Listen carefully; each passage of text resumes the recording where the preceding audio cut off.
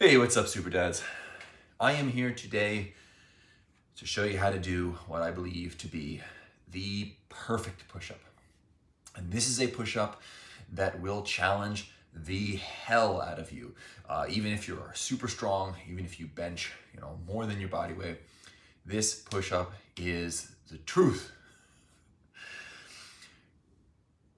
Generally, when I'm, working with clients, the kind of push-up that I recommend most of them do is actually a push-up done from the knees. And the reason for that is because people's technique gets a lot better generally when they do their push-ups from their knees.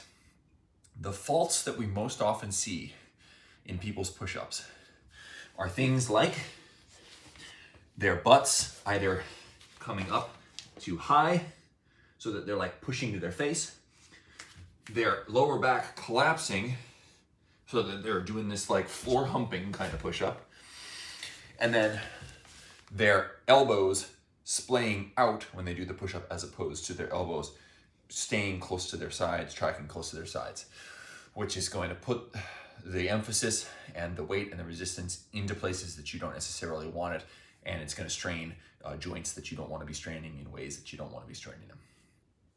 So I generally recommend most of my clients, all of my clients, I haven't had a single client yet where I've said, you're too strong to start with knee push-ups. And for most of them, they almost never need to graduate from knee push-ups in order to get tremendous results. And to be honest, I would say most of the time, not all of my push-ups, but a good portion of them are going to be done from the knees because the form, the technique ends up being much better. And if you do them right, they are super challenging.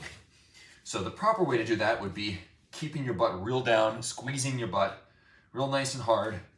And then you'll notice I'm doing them on my knuckles because that's going to give me more of a stretch in my chest when I get to the bottom. Keeping those elbows nice and tight in, not resting at all on the bottom, but going as deep as you can, coming up and then not resting at the top. Don't lock out, is what I mean.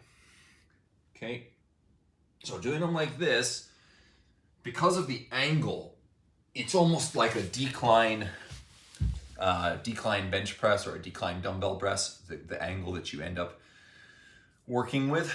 And that's a much healthier angle for your chest, your shoulders overall. So these are really fantastic, but that is not the push-up I want to introduce you to today. The one I'm going to introduce you to today is more challenging than this, but it's still fantastic for making sure that the form is perfect. Here's what it looks like. Again, I'm going to do it from my knuckles in order to get more of a stretch on the chest, in order to remove potential strain from my wrists. If you're somebody who doesn't like doing push-ups off your knuckles, you can always get push-up handles. But to be honest, in terms of the alignment of your wrist, I would say doing it from your knuckles is preferable. And if you're looking for a big stretch, I would say that the best possible way to do a push-up with, in terms of how you're using your hands, is to get some sort of elevation, like a book or something like that, and then do knuckle push-ups on top of that. If doing push-ups on your knuckles is uncomfortable and bothers you, I don't want to be mean, but get over it, Like exercise is uncomfortable, and you will get used to it very quickly. Your hands should be strong enough. Your brain, your mind should be strong enough to deal with a little bit of discomfort there. Okay, so I'm going to do them on my knuckles. And the other part, this is the big tweak, is look at my feet. Now, the way most people do a push-up is going to be up on their toes like this.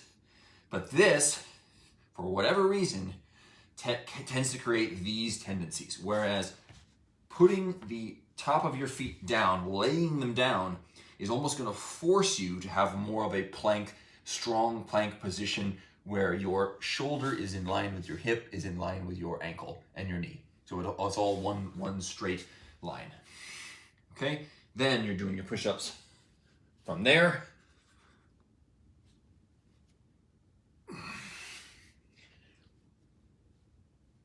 Now, these are challenging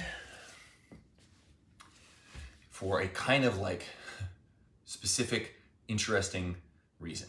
And that is, when you're pushing up, you are also pulling your feet closer to you.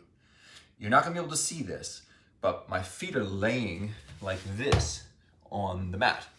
When I push myself up, just the natural nature of the mechanical system is going to be pulling my feet this way, pulling them this way. I have this yoga mat down. You don't need this. You could do it without the yoga mat. So sans yoga mat, you'll probably be able to see what I'm talking about, because my feet should actually move. See that?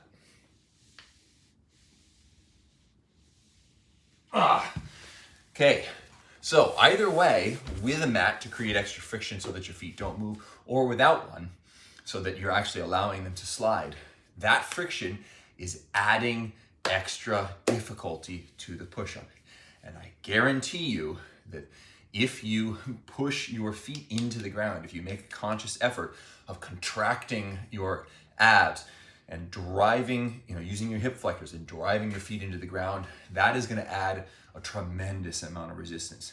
So this is another one of those exercises that I'm always going on and on about, where they can be used as a sort of adaptive drop set, where you can, from the very first rep, challenge your muscles to work in that productive range of, anywhere at or above 70% of their max ability.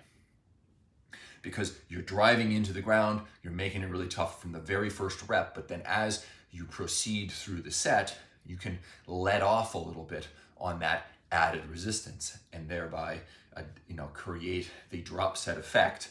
But it's adaptive, where it's responsive to your remaining level of strength in each repetition. So the resistance decreases as the set goes on, allowing you to prolong the set, allowing you to accumulate more time in meaningful proximity to failure. So this is a really fantastic variation on a push-up. And if you start doing these, let me know how it goes. I'd love to hear about it. If you're interested in this sort of innovative, not requiring a ton of equipment, but maximally effective, again, certainly not requiring very much time. And as you can see from my gym setup, you don't need a whole lot of space either. You don't even need the room to be that clean. You can check out the programs down below, and there's a Facebook group. Come join us for all sorts of free advice and support. And for those of you who really want to jumpstart your progress, you can book me for a free call anytime. So thank you so much for watching. Go be super.